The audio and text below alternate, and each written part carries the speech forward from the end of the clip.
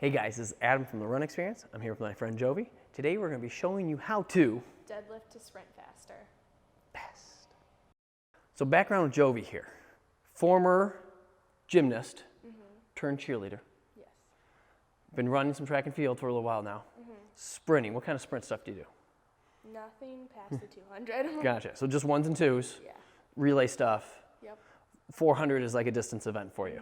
Way too long. Yeah. Had some shin splints problem in the past. Yeah, lots of shin splints.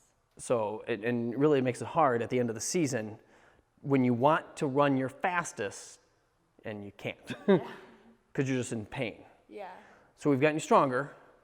Your favorite movement is the? Deadlift. Why? I can go heavy on it. Okay, because you came in pretty strong to begin with all the gymnastic stuff.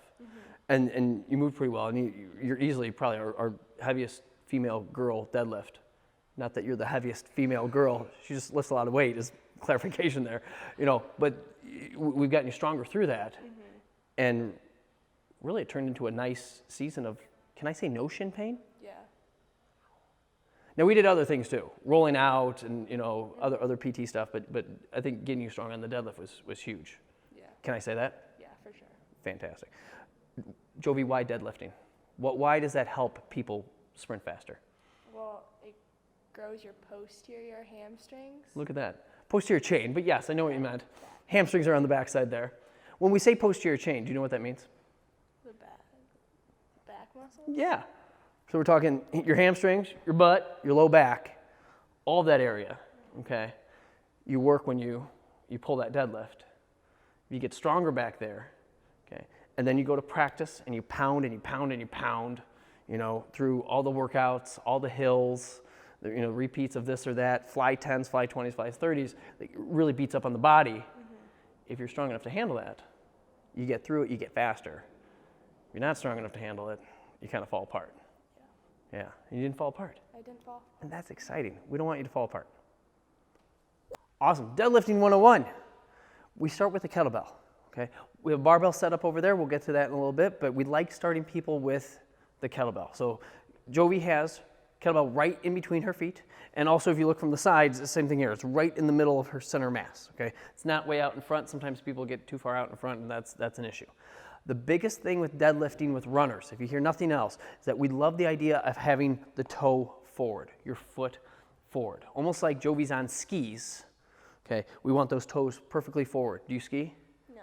Be cool if she did though. Okay, so you know, toes perfectly forward. What happens sometimes is that people get a little toed out, a little duck-footed with this, and then that translates over to running poorly, where they come down the runway and their toes out. I'm over-exaggerating, but then their knee wants to wobble in, and this is just not an effective thing when you hit and there's lack of stability.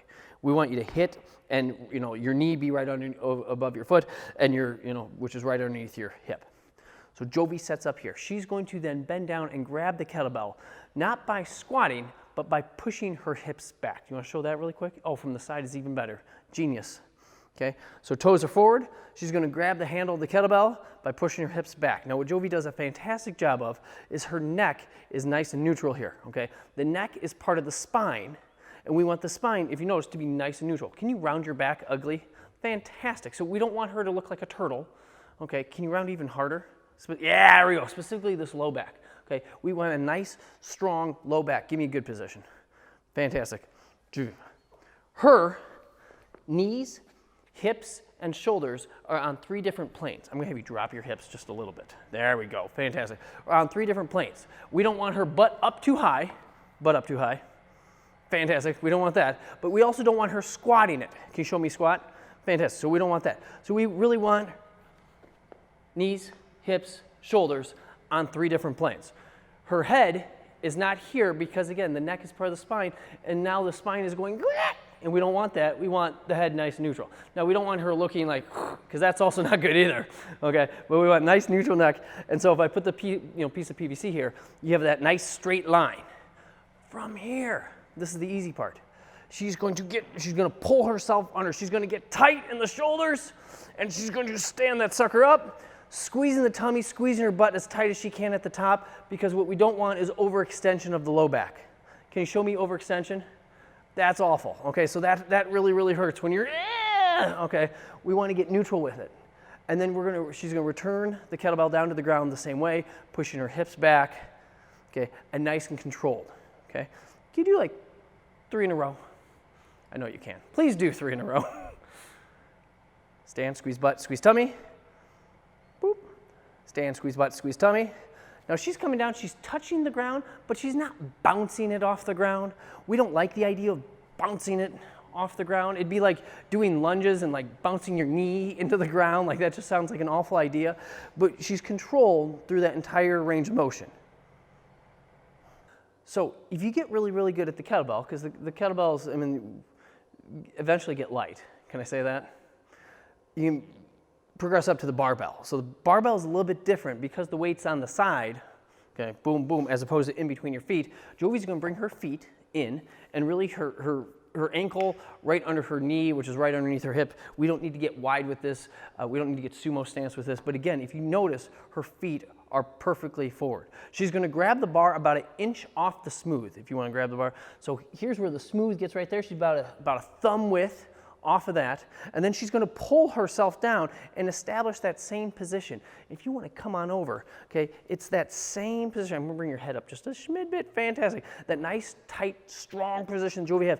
Really, my focus is right here of her back. If I see anything here that rounds over, as a coach, I'm gonna yell at her, drop it, drop it, drop it, drop it, drop it, because pulling poor deadlifts, even if they get it up at the top, doesn't actually help you run faster.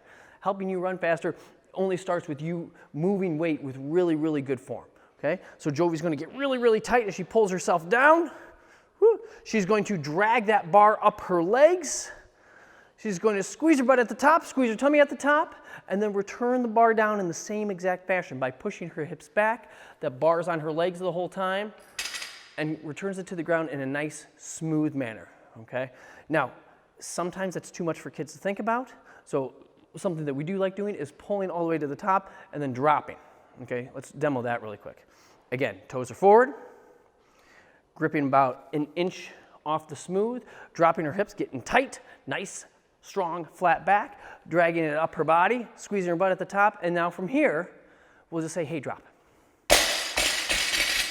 If you have bumper plates, okay, and you know, padded floors, good idea. If you're doing this with iron plates in your driveway, bad idea, because you're just gonna leave holes and that's no good. But sometimes it's hard to think about that going down part, that eccentric part. And it's easier, especially with people just starting out, to just work the concentric and be okay.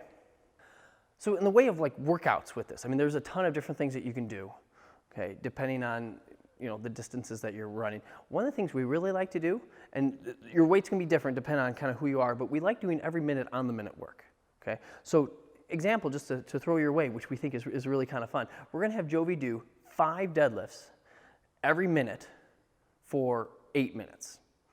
So what that's gonna look like, she's gonna get set up, we're back to the kettlebell here, toes pointed forward, she's gonna get in that nice angry gorilla flat back stance, okay? And we're gonna say 3, 2, 1, go, beep, and she's gonna do 5 touch and go deadlifts where you can go. Beautiful, thank you. Oh, slow down, turbo. Okay, we're making a pretty video here. Thank you. Way to smile, there we go.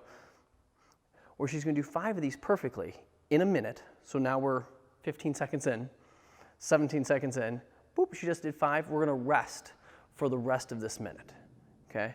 When the clock reaches back to 60, 3, 2, 1, go, boop, we'd have her do 5 more. Now we like the number 5 because we don't think it's too many, because the tough thing with deadlifts is that if you pull with bad form, they can hurt you. And we don't want you to get hurt. We want this to be a nice, safe, safe movement, and it should be a safe movement for you. So that's why we think, hey, if you do 5 on the minute for 8 minutes, a total of 40 reps, okay? Nice little stimulus, and you can, if this is too easy for you, you can definitely go heavier with the kettlebell or even bump it up to a barbell. Hey guys, thanks for watching. If you liked what you saw here today, please make sure you hit the like button.